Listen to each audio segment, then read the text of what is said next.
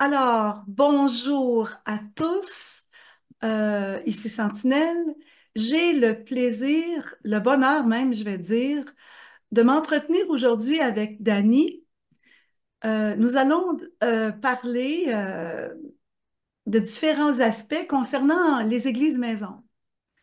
Alors, bonjour Dani, bienvenue. Bonjour, merci beaucoup pour l'invitation. Et je crois que vous allez trouver notre conversation assez intéressante. Parce qu'habituellement, il y a quand même beaucoup de questions qui se posent concernant les assemblées maisons, ce qu'on appelle les églises maisons. Oui, Et Dani dirige elle-même une assemblée, une église. On peut appeler aussi une kihila, maison. Alors, Dani, je vais te poser ma première question, la question qui me brûle les lèvres. Pourquoi une église maison? Puisqu'il existe plusieurs assemblées chrétiennes, évangéliques qui ont pignon sur rue. Euh, Pourquoi une église maison? c'est une très bonne question. Je vais parler de mon expérience à moi. Pourquoi une église maison? Pourquoi j'ai ouvert ma maison? C'est un ami qui m'a demandé d'ouvrir ma maison parce qu'il y avait un besoin, un grand besoin. Et tu sais, sur le coup, j'ai fait non, je me sens pas capable de faire, tu sais, de faire ça. Puis après, je me suis dit, je vais obéir. Je vais obéir au Seigneur. Je sentais qu'il fallait que j'ouvre ma maison. Et pourquoi une église maison? Écoute, il y a plusieurs aspects très positifs, très bénissants. Euh, je te dirais que dans l'église maison, on partage l'intimité avec nos frères et sœurs, la proximité. Il y a des liens qui se créent que tu ne peux pas voir dans dans une église, bon, qu'on peut appeler traditionnelle ou une grosse église où il y a plusieurs membres. Je te dirais que ça crée des liens d'amitié profond, de solidarité, euh, comme une famille très, très proche. Ensuite, hmm, on dit des choses qu'on ne dirait pas dans une église traditionnelle. Il y a des confidences qui se font que tu retrouves pas ailleurs. Parce que, comme je te disais, il y a un lien d'intimité, de proximité. Et comme c'est des petits groupes, on se voit proche et on peut entretenir des liens, pas seulement lors de la rencontre, mais en dehors. Bon, ben C'est un- oui, c'est, c'est, c'est, il y a vraiment beaucoup d'avantages évidents à ce type oui, de rencontre oui. entre frères et sœurs. Ah Alors, oui. Puis écoute, c'est un lieu pour former des disciples. C'est vraiment un lieu pour former des disciples.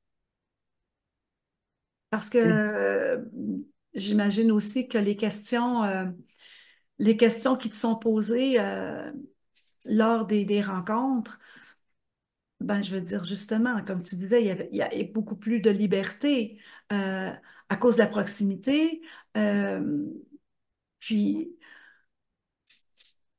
euh, un sentiment d'appartenance, hein, j'imagine, Voilà, c'est ça que j'allais dire. qui se développe rapidement. Oui, sentiment d'appartenance. Puis aussi, moi, j'ai remarqué que c'est un endroit pour voir les dons de chacun.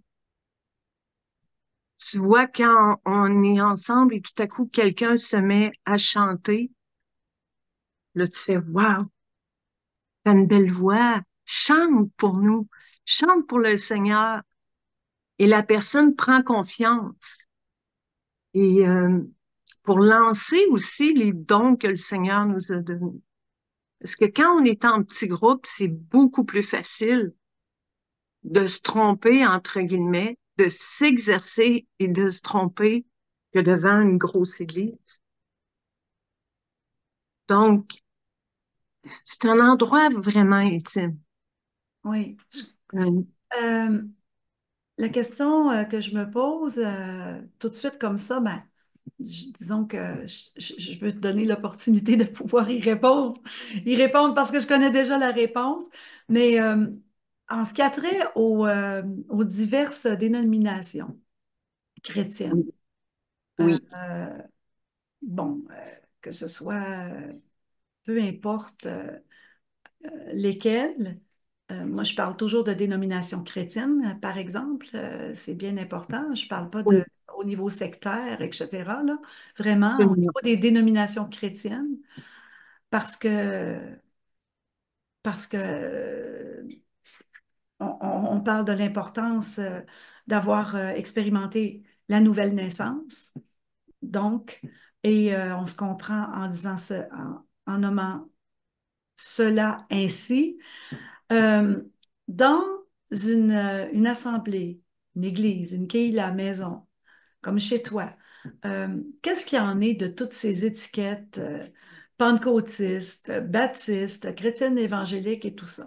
Est-ce que, est-ce que ça revêt une importance ou non?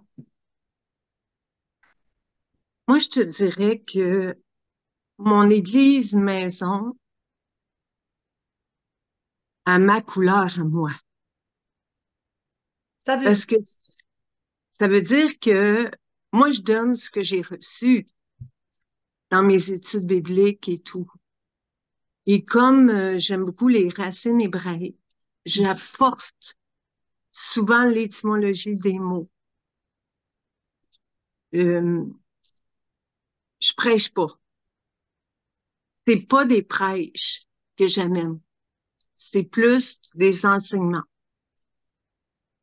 Donc, je te dirais que peu importe les dénominations qui viennent, moi, ce que j'ai remarqué, c'est que les gens, ils ont tellement, tellement besoin je de m'ex- nourriture. excuse 2 petites minutes. Je vais faire sortir mon chien qui commence à être un petit peu agité. Ça sera pas long. Voilà. C'est la vraie vie, hein? Ah, c'est la Pas en vraie vie. studio. On n'est pas en studio. Non, Alors oui, excuse-moi, Dani. c'est rien. Vas-y. Donc, toi, l'assemblée, c'est-à-dire, comment ça se passe chez toi, c'est à ta couleur. Ça veut dire, Oui, on donne ce qu'on a reçu. oui, Je te dirais que je fais des études bibliques depuis plusieurs années. oui, Puis, j'ai beaucoup cherché. Donc, tu sais, à un moment donné, j'ai demandé aux gens, voulez-vous partager vous aussi? Puis ils m'ont dit, non, non, non. Euh, on aimerait que ce soit toi qui continues parce que ça nous nourrit. Je suis pas dans la critique du tout dans ce que je vais dire. Mais dans nos églises, il n'y a pas beaucoup d'enseignement.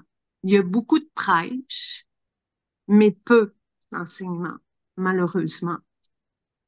Et quand quelqu'un commence à avancer dans la foi, il a besoin d'être enseigné. Il a besoin d'aller profondément dans la parole de Dieu, d'étudier les textes, de comprendre le contexte historique, de comprendre le contexte, euh, je ne sais pas si ça se dit hébraïque, oui. et de pouvoir aller au fond, quoi on peut pas aller au fond de tous les textes. Mais, mais je pense que donner la soif aussi aux gens d'aller plus loin. En tout cas, chez moi, c'est ça qu'on fait. On essaie d'aller plus profondément dans les textes. C'est ce qui fait que les gens reviennent. Puis concernant ma question, c'est-à-dire que ce que je comprends de ce que tu es en train de nous expliquer, c'est qu'il n'est pas question d'étiquette ou de dénomination, ou Absolument que pas. ce soit chez toi, tu accueilles Absolument. les gens, peu importe la provenance. C'est-à-dire que ces gens-là peuvent fréquenter une assemblée, soit pentecôtiste, soit Oui, baptiste, soit peu importe, mais oui, parfois ces mêmes personnes désirent passer du temps à étudier euh, et dans une assemblée maison. oui. Moi, Et, je te et- dirais que il y a deux personnes dans mon groupe, c'est des anciens, c'est-à-dire plus de 35 ans de vie chrétienne. d'accord. Et ces deux personnes-là m'ont dit, on va à l'église pour donner aux autres, les églises ici locales, mais on vient chez toi pour nous-mêmes, pour recevoir de la nourriture, pour pouvoir après aller la donner. Wow, quelle belle appréciation. Donc, ça veut Humblement, parce que, écoute, j'ai beaucoup à apprendre et tout ça, mais ces deux personnes-là disaient, on a vraiment besoin de ça. Puis, qu'est-ce qu'ils apprennent? Ils le partagent. Ils le partagent aux autres. Tu sais, Dani, il y a une expression qui existe, qui est connue, c'est que, bon, l'Assemblée, l'Église et la maison du pain, la maison où on reçoit la nourriture spirituelle. Normalement, c'est comme Oui, ça que ça se passe. Et ben là, ces personnes-là ils vont chez toi, puis ils trouvent qu'il y a du pain dans la maison du pain. voilà, c'est Alors ce que qu'ils m'ont dit. les assemblées de maison, les églises de maison, les Keila, ça veut dire assemblée de maison, c'est un terme hébreu pour le dire. Euh, c'est- Ce sont des maisons de paix. On pourrait les appeler aussi des Ah maisons de oui, paix. Alors, euh, et d'autant plus que je dirais que avec les dernières années où on a traversé euh, une période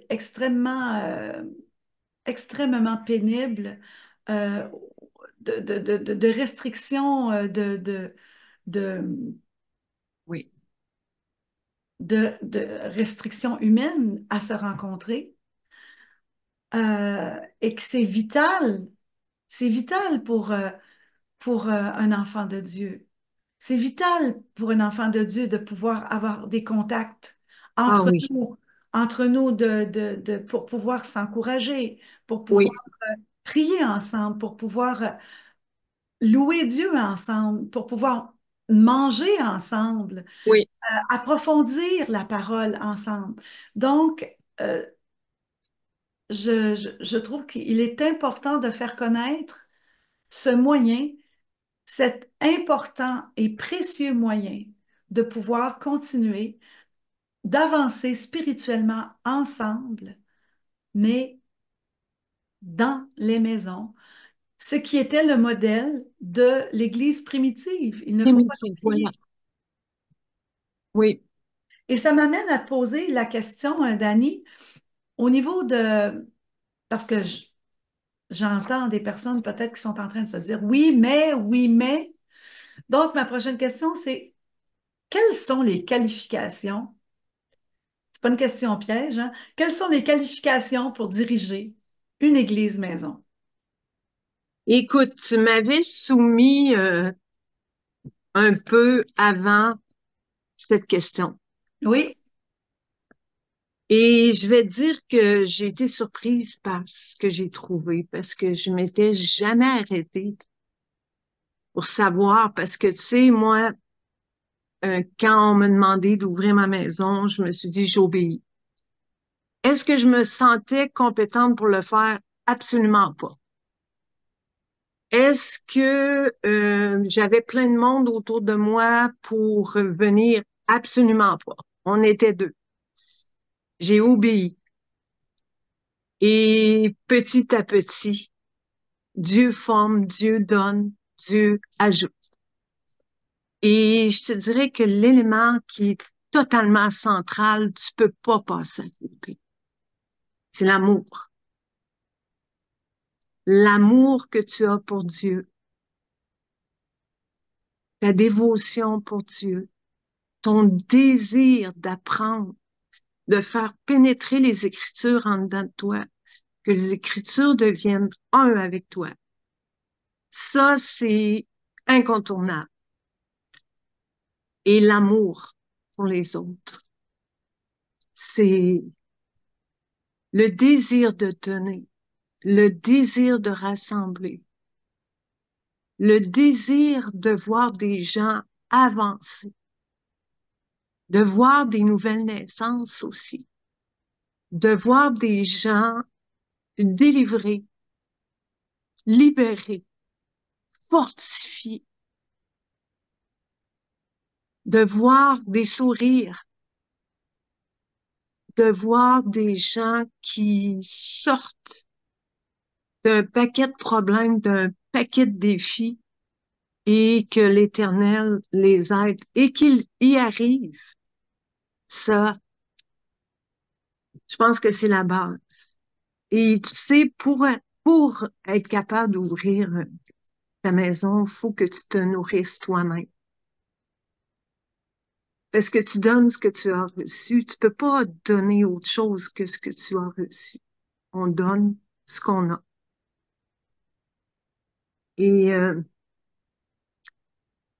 être conscient aussi de, du privilège de recevoir des personnes chez soi, d'ouvrir sa bouche et de donner de la nourriture. Et tu peux pas faire ça à la légère. Faut que tu sois conscient que ça peut avoir un impact sur les gens. Donc, qu'est-ce que tu vas apporter? Il faut que tu sois certain que c'est en accord avec ce que Dieu demande. Ça, Amen. c'est impératif. L'autre chose, faut savoir écouter, avoir de la déférence pour les gens, parce que parce que des fois il y a des gens qui viennent, sont sont liés par plein de choses. Il faut que tu les accueilles. Il faut que tu aies de la déférence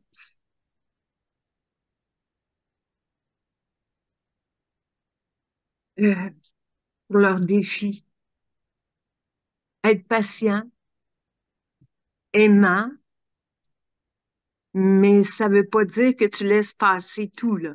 Il y a quand même un cadre qu'il faut qu'il soit là et toujours ramener le but, c'est autour de la parole, c'est vivre ensemble, c'est s'exhorter, se fortifier. Et comme je disais, écouter, encourager, soutenir, partager. Ça prend aussi un endroit qui est, oups, mon chat, les joies du direct. Bienvenue, bienvenue. Excusez-moi. Les joies du direct. Ah, c'est ça la Euh, vie. ton chien, mon chat. Oui, oui, oui. Il peut y avoir peut-être, je sais pas, un poisson à un moment donné qui va passer, là, mais on va le prendre. Euh, ça prend aussi un endroit pour accueillir les gens. Tu peux pas. Ça te prend un endroit sécuritaire, un cadre où les gens vont se sentir en sécurité, où ils vont avoir de la place. Euh, ensuite, je crois, mais sans prétention, qu'il faut avoir de l'expérience spirituelle. Il faut être affermi. Parce que tu es là pour soutenir les autres et non pour toi-même. Par contre, j'ajoute que celle qui reçoit le plus, c'est moi. C'est moi qui reçois le plus. Dans tout le groupe, c'est moi qui reçois le plus. Mais des fois, il y a des défis. Des fois, il y a des personnes qui passent que t'as pas le choix de comme, j'aime pas trop le mot recadrer ou, je dirais discerner le but de la personne. Mm. Et oui, ça prend un discernement. L'amour, le discernement, un certain leadership aussi, être capable de ramener les gens quand on commence une discussion et des fois, il y a des personnes qui peuvent être en désaccord. Être capable de désamorcer ça et ramener tout en étant plein de respect pour les gens. Et ensuite, écoute,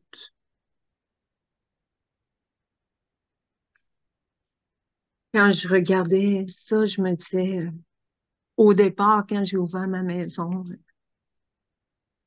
on m'avait tout dit ça, Mm. probablement, probablement que j'aurais dit non, non, non, non, c'est pas moi ça. Tu serais parti à la course.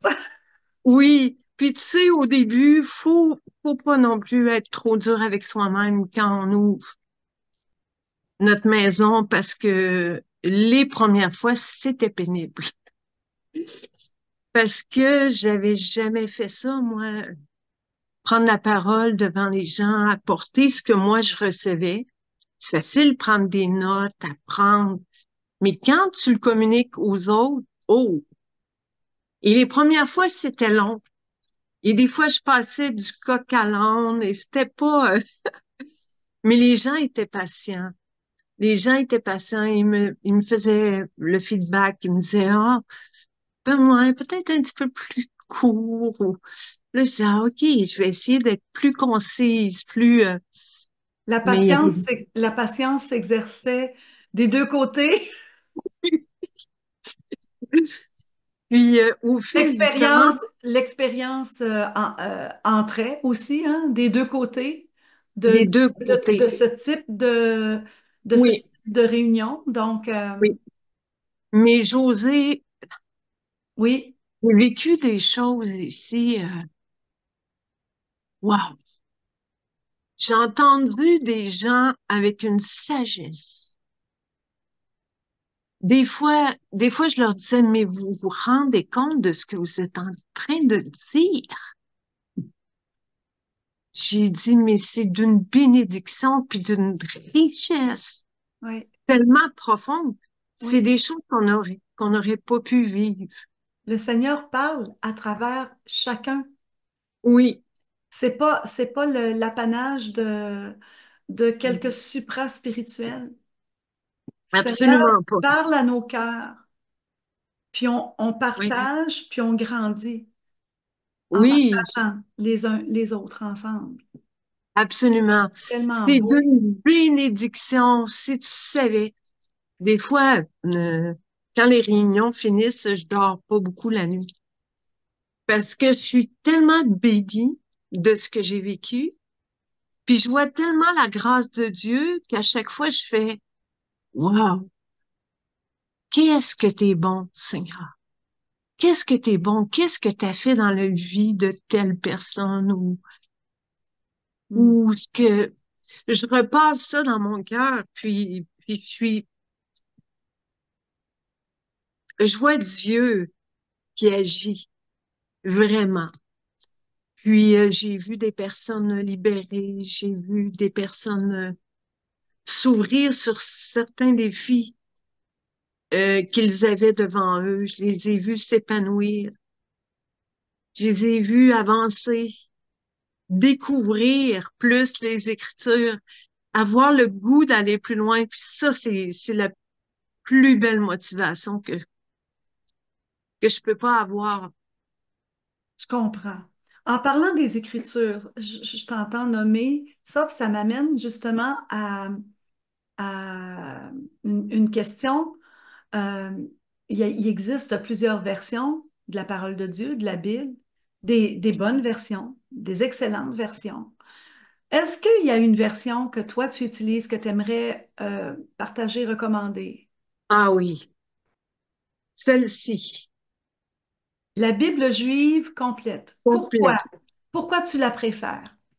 Pourquoi je la préfère? Pour faire des études bibliques avec les mots en hébreu, c'est C'est-à-dire que c'est, fantastique. excuse-moi, c'est-à-dire que c'est une Bible en français, mais qui Oui, utilise certains termes en hébreu. oui, Puis j'imagine qu'il doit y avoir un lexique à quelque part, quelque chose qui donne l'explication de la signification en français. absolument. D'accord? À la fin, tu as le glossaire qui explique certains mots. Cette Bible-là, pour moi, c'était bon. Si tu me permets, je vais raconter. Je sais pas si on a encore un petit peu de temps. On a un peu de temps, oui. OK. C'est que il y a quelques années, je me suis vraiment euh, une profonde repentance.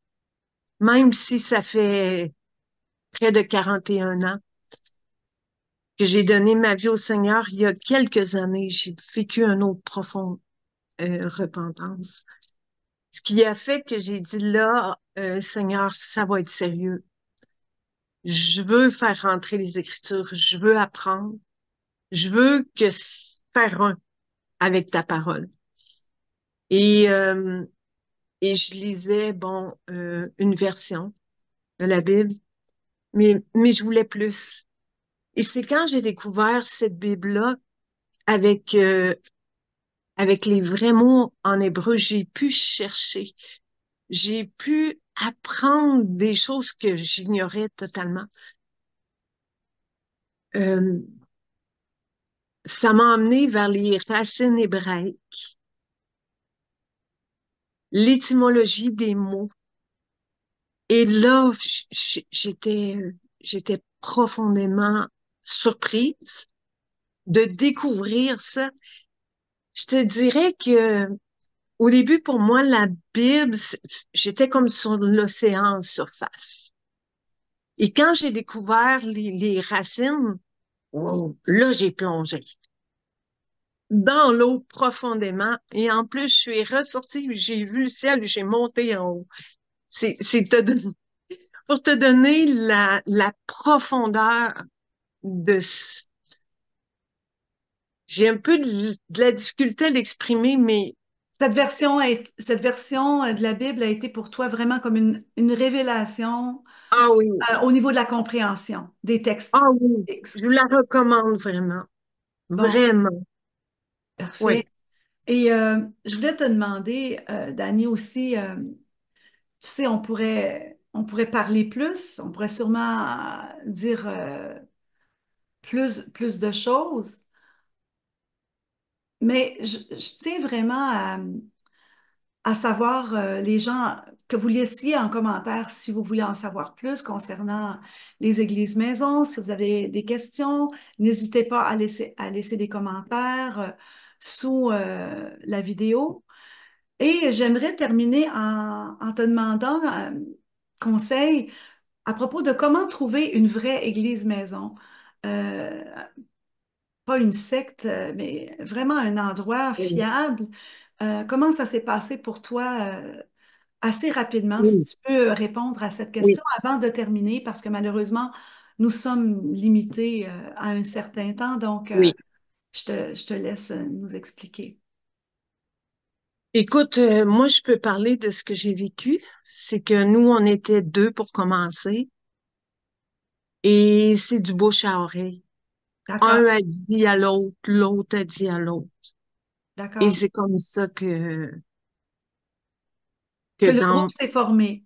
Oui, Et là, maintenant, actuellement, vous êtes en moyenne combien de personnes à vous réunir? Et est-ce que vos réunions sont hebdomadaires, mensuelles? Euh, Peux-tu une donner fois quelque... semaine. Une fois une semaine? fois semaine. Mais tu sais, en tout et partout, on est peut-être 25, mais c'est pas 25 qui viennent régulièrement. Régulièrement, on peut être des fois 6, 7, 8. Sur un Mais même, potentiel de 25 personnes, sur un oui, potentiel de 25 personnes qui sont oui. vraiment là, Mais il des... y a des gens qui passent une fois, deux fois. Il y a des gens qui sont en visite dans la région qui viennent. Euh, mais c'est sûr qu'il y a un noyau qui est tout le temps là. Des D'accord, personnes sur qui moi je peux compter. d'accord, Des personnes qui sont affermies dans la foi. Donc, ça devient comme des partenaires, là, où je demande des conseils. tout à Euh, fait. Oui, c'est ça. oui. Bon, ben bien, je te remercie tellement, Dani, d'avoir partagé ton expérience avec nous. J'espère à une prochaine, en tout cas. Et merci pour votre écoute. Merci de nous encourager. Merci de vous abonner si vous ne l'êtes pas encore. Et meilleur shalom à vous. Merci beaucoup. Merci, Dani. Plaisir.